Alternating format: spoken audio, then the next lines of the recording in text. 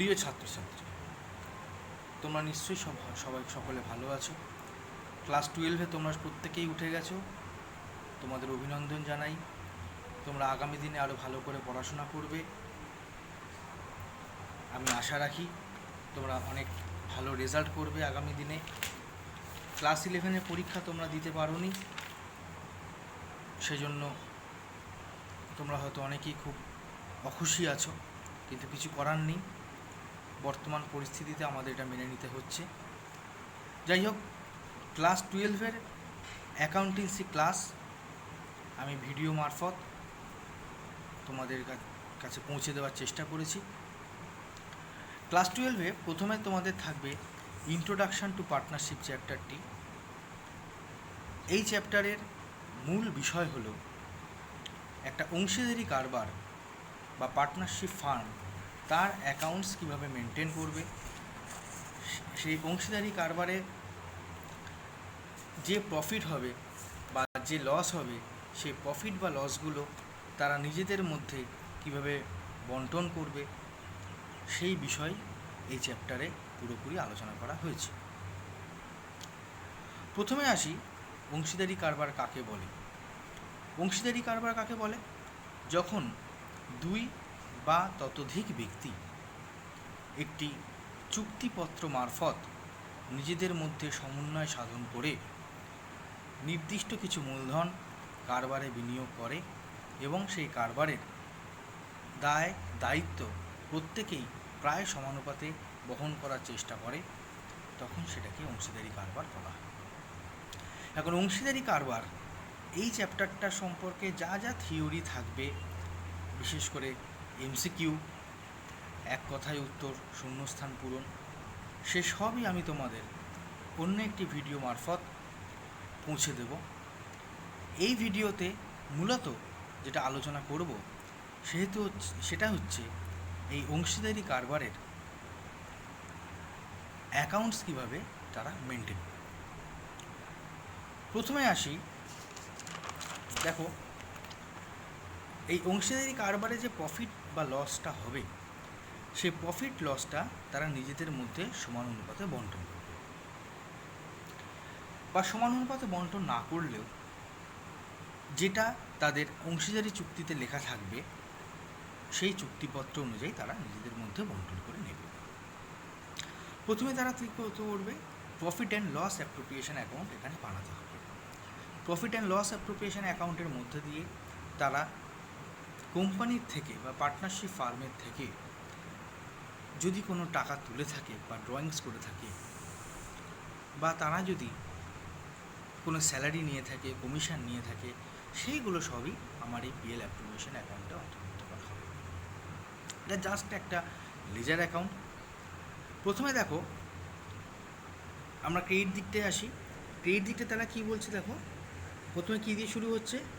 Profit and loss account বা net profit transferred. Net profit বলতে যেটা আমাদের ফাইনাল অ্যাকাউন্টের ট্রেডিং অ্যাকাউন্ট এবং পরবর্তীকালে আমরা যখন পিএল অ্যাকাউন্ট বানিয়েছিলাম, সেই পিএল অ্যাকাউন্টে যে নেট প্রফিটটা এসেছিল, সেই নেট প্রফিটটা এখানে প্রথমে ট্রান্সফার করে। এই নেট প্রফিটের উপরেই তারা আরও এক্সট্রা কোম্পানি থেকে যে যে সুবিধাগুলো পেয়ে থাকবে সেগুলো এখান থেকে ডিডাক্ট করা হবে। এর সাথে কী আসছে? Interest on drawings. ড্রয়িংস বলতে কী বোঝায়? ক্যাপিটালের একটা পোর্শন যদি তারা কোম্পানি থেকে তুলে নেয়, তখন সেটাকে ড্রয়িংস বলা হচ্ছে, এবং এই ড্রয়িংস যখন তুলবে কোম্পানি, তাদের উপর একটা ইন্টারেস্ট চার্জ করবে, সেটা হচ্ছে ইন্টারেস্ট অন ড্রয়িংস। এরপর আসো ডেবিট দিকে। ডেবিট দিকে দেখো কী কী আসছে। প্রথমে আসছে interest on capital, then partner salary, partners commission, interest on partners loan, reserve. Reserve বলতে এখানে কিন্তু সেই রিজার্ভটার কথা বলা হয়েছে যদি কোম্পানি মনে করে যে নেট প্রফিটের কোনো একটা পার্সেন্টেজ তারা রিজার্ভ হিসাবে নিজেদের মধ্যে সঞ্চয় করে রাখবে, তাহলে সেইটা এখানে চার্জ করা হবে। এবার বোথ সাইড ব্যালেন্স করলে আমরা পাবো, যেটা পাচ্ছি সেটা হচ্ছে share of profit transfer to partners capital. মানে নেট প্রফিটের সঙ্গে ইন্টারেস্ট অন ড্রয়িংস যোগ করে তার সাথে পার্টনাররা যেগুলো যেগুলো পাচ্ছে, interest on capital, partner salary, partners commission, interest on partners loan, এবং যদি কোনো রিজার্ভে কিছু টাকা ট্রান্সফার করে থাকে সেগুলো বাদ দিয়ে যেটা পড়ে থাকবে সেটা হচ্ছে শেয়ার অফ প্রফিট, যেটা আমাদের পার্টনার্স ক্যাপিটাল অ্যাকাউন্টে ট্রান্সফার করা হবে। এখানে বলে রাখি, শেয়ার অফ প্রফিটটা কিন্তু তারা কিভাবে নির্ধারণ করবে, যদি কিছু বলে না দেওয়া থাকে তাহলে তারা 1:1 অনুপাতে নির্ধারণ করে নেবে, বা তারা তাদের মূলধনের অনুপাতেও এই মুনাফা বন্টন অনুপাতটা নির্ধারণ করে নিতে পারে। আবার তারা আরেকটা কাজও করতে পারে, সেটা হচ্ছে অংশীদারি চুক্তিপত্রে তারা নির্দিষ্ট করে সেটা বিশ্লেষণ করে রাখতে পারে যে তারা কী অনুপাতে মুনাফাটাকে বন্টন করবে। এই অ্যাকাউন্ট সম্পর্কে আরেকটা জিনিস যেটা বলার, আমার যেটা খুব ভালো করে ক্যালকুলেশন করতে হয় সেটা হচ্ছে ইন্টারেস্ট অন ড্রয়িংস। এই ইন্টারেস্ট অন ড্রয়িংস আমরা কীভাবে ক্যালকুলেট করি? তোমরা দেখে থাকবে যে কোনো কোম্পানি যারা পার্টনাররা আছে তারা যখন কোম্পানি থেকে কিছু ড্রয়িংস করবে, সেটা সারা বছর ধরেও করতে পারে, বছরে কোনো নির্দিষ্ট একটা সময়ও করতে পারে, প্রতি মাসেও করতে পারে, মাসের শেষেও করতে পারে, মাসের প্রথমেও করতে পারে। এটা ডিপেন্ড করছে কে কীরকমভাবে টাকাটা নেবে। কিন্তু আমাদের এই হিসাব মেনটেন করার সময় কিন্তু আমাদের এটা খুব কেয়ারফুলি ক্যালকুলেট করতে হয়। কীভাবে করতে হয় আসছি এবারে। প্রথমে দেখো কি বলছি, যদি বছরে একবার ড্রয়িংস হয়ে থাকে কিন্তু কোনো সময় নির্দিষ্ট করে না বলা থাকে, মানে কোনো অংশীদার বা প্রায় সব অংশীদারই কোম্পানি থেকে কিছু টাকা তুলেছে, কিন্তু কোন সময় টাকাটা তুলেছে সেটা কিছু নির্দিষ্ট করে বলে দেওয়া নেই, সেক্ষেত্রে তোমরা কী করবে? সেক্ষেত্রে যে ইন্টারেস্টটা বলে দেওয়া থাকবে, আমাদের টোটাল অ্যামাউন্টের উপরে ইন্টারেস্টটা চার্জ করব, করে তাকে অ্যাভারেজ করব। মানে ধরা যাক কেউ হয়তো বছরে 6,000 টাকা তুলেছে, কিন্তু কোন সময় তুলেছে, কিভাবে তুলেছে সেটা কিছু বলে দেওয়া নেই। সেক্ষেত্রে আমাদের একটাই করণীয়, সেখানে 6,000 টাকা, ধরা যাক ইন্টারেস্ট 5%, তাহলে 6,000 × 5% করে হচ্ছে 300 টাকা, তার হাফ মানে 150 টাকা সেখানে চার্জ করব।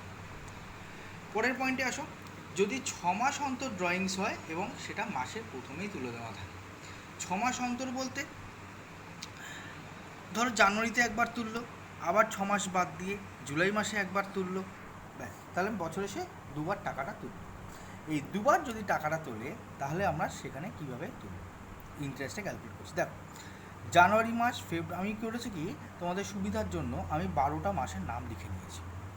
এবার দেখো, মাসের প্রথমে তুলেছে মানে জানুয়ারি মাসে একবার তুলেছে আর জুলাই মাসে একবার তুলেছে। তাহলে জানুয়ারি মাসে যখন যে টাকাটা তুলেছে তখন সেই জানুয়ারি মাসের টাকাটার উপরে তার January, February, March, April, May, June, July, August, September, October, November, December, এই টোটাল 12 মাসের ইন্টারেস্ট তাকে দিতে হচ্ছে। আবার যখন জুলাইতে সে টাকাটা তুলছে তখন তার এই 6/12 বা 6 মাসের ইন্টারেস্টটা তাকে দিতে হচ্ছে।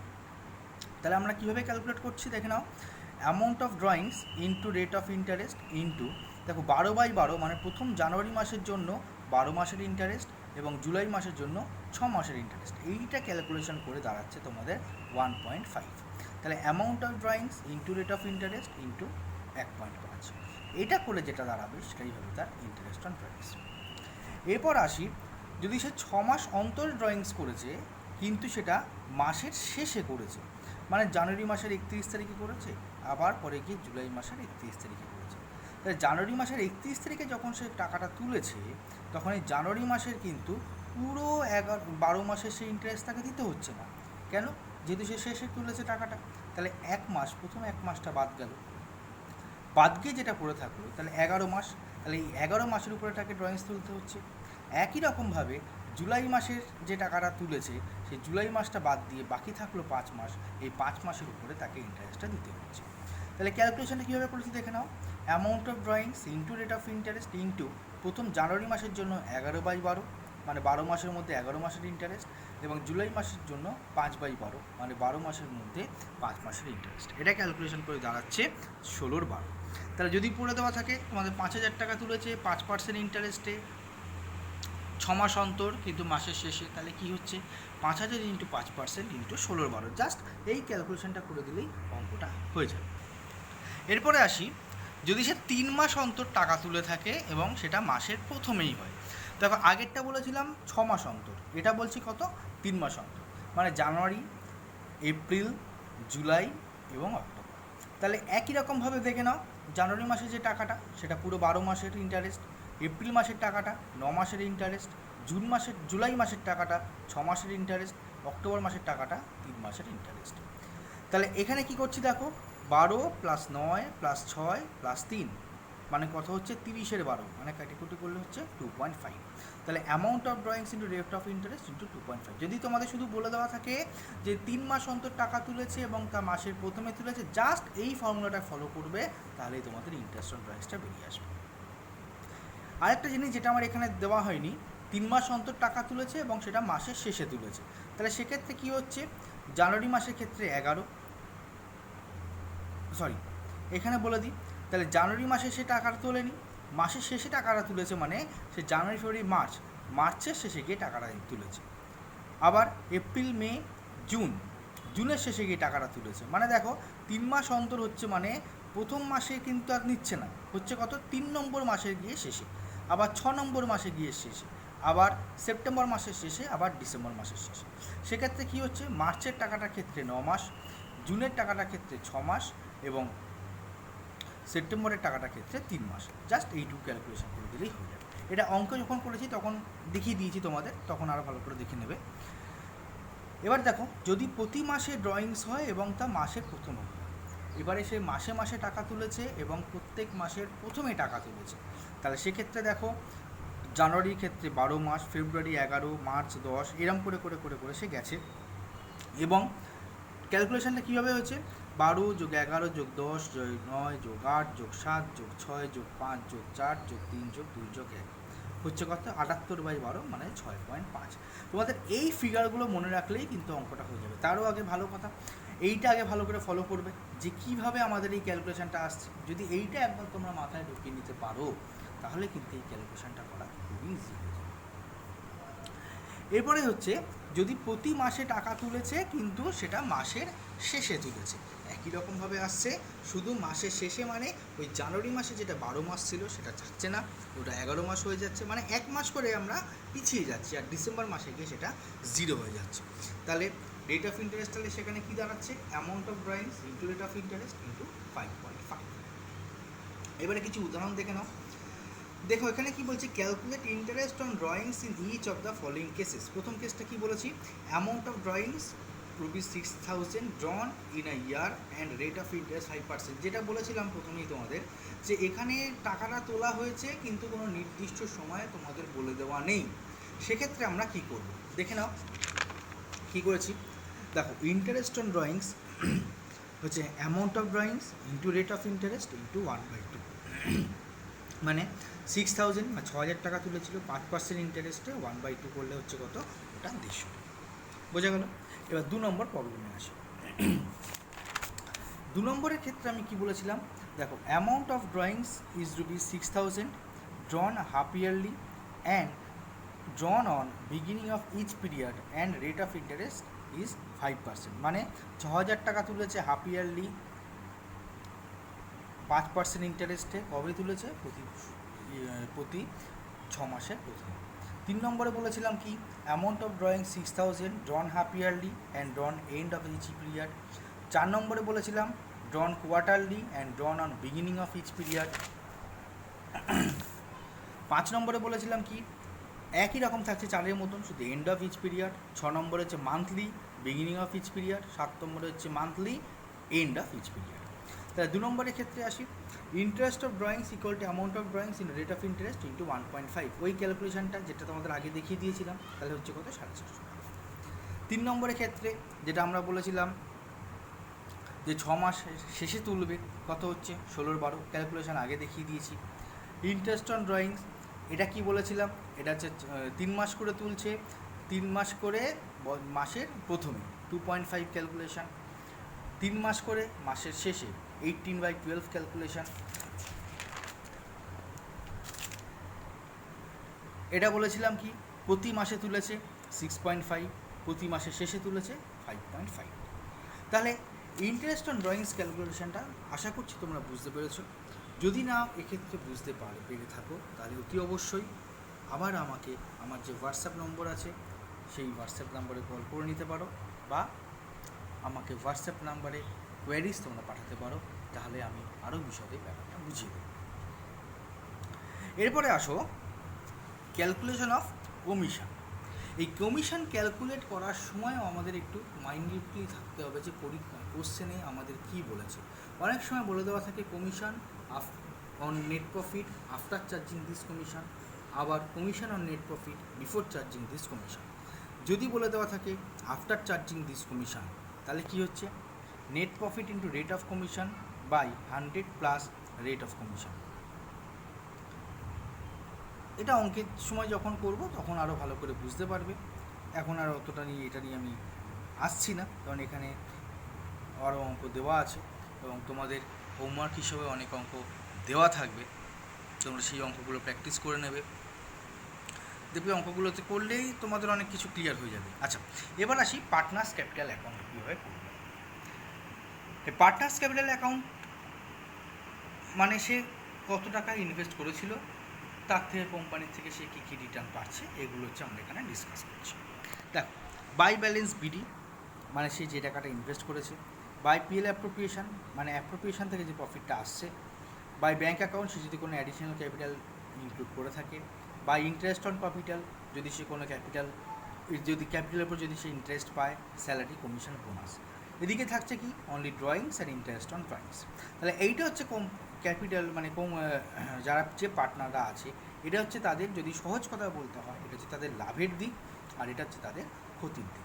তাহলে এই দুটো বিয়োগ করলে হচ্ছে কি ব্যালেন্স শিটে যা যে ব্যালেন্সটা তাদের বছরের শেষে হাতে পড়ে থাকছে।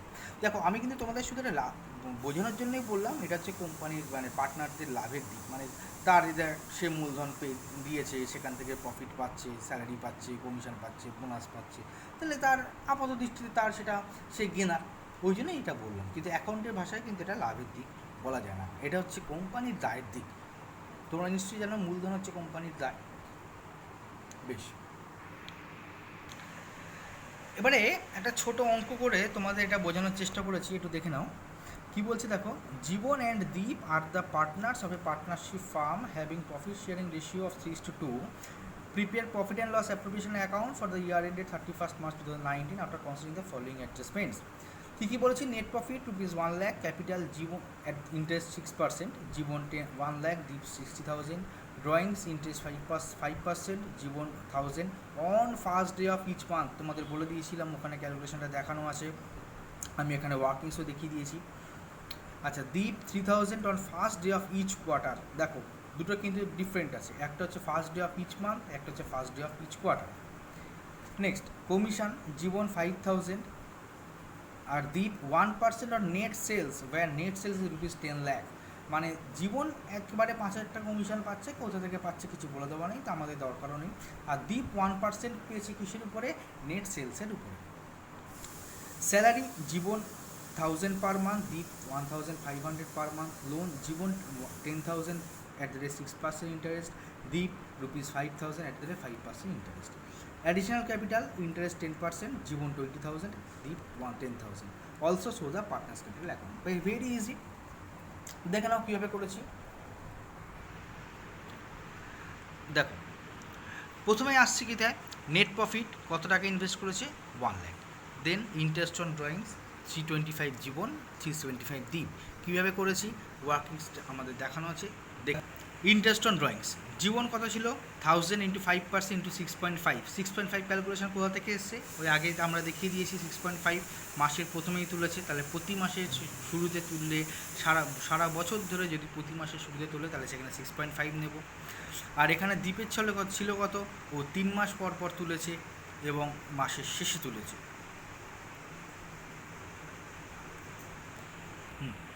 যেটা বলছিলাম, দ্বীপ তুলেছে 3 মাস অন্তর, কিন্তু প্রতি মাসের শেষে, সেখানে 2.5 ক্যালকুলেশন, তার হচ্ছে কত 375। একবারই দেখে নাও ইন্টারেস্ট অন ক্যাপিটালটা কী করেছিলাম, ইন্টারেস্টটা 1 lakh ইন্টু 6%, এটা 6,000 into 6%। Interest on additional capital এখানে দেখো 1/2 করেছি, মানে অ্যাভারেজ করেছি। কেন, যেহেতু এখানে আমার কিছু টাইম মেনশন করে দেওয়া ছিল না। একই জিনিস ইন্টারেস্ট অন লোনের ক্ষেত্রেও আমরা সেটা করতে পারতাম, কিন্তু সেটা করিনি, এটা ডিফার করে, আমরা সেটা করতেও পারি, নাও করতে পারি। আচ্ছা, এবারে চলে আসি অঙ্ক। আচ্ছা, এবার দেখো কমিশন জীবনের 5,000, দীপের 10,000, স্যালারি জীবন 12,000। কী করে এলো? ওরা পার মান্থ ছিল। দীপ 18,000। আচ্ছা ইন্টারেস্ট, আচ্ছা কি স্যালারিটা যদি একবার বলে দিই, স্যালারিটা কী বলেছিল দেখো, জীবন 1,000 পার মান্থ, তাহলে 1,000 × 12।